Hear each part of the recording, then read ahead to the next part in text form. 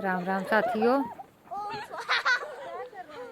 ये दिक्खो नज़ारा शैल सरथल इलाके दा किश्तवाड़ च।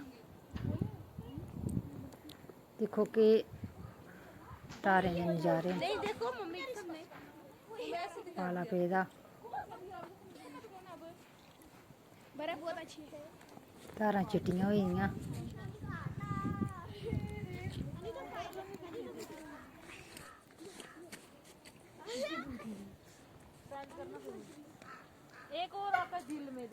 दिक्खो किन्ना शैल सनाकड़ा नज़ारा ऐ।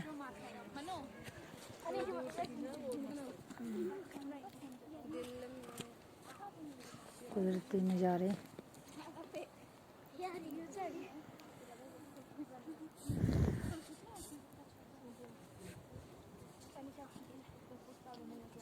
दिक्खो जागत खेढन लगे दे पाले दे।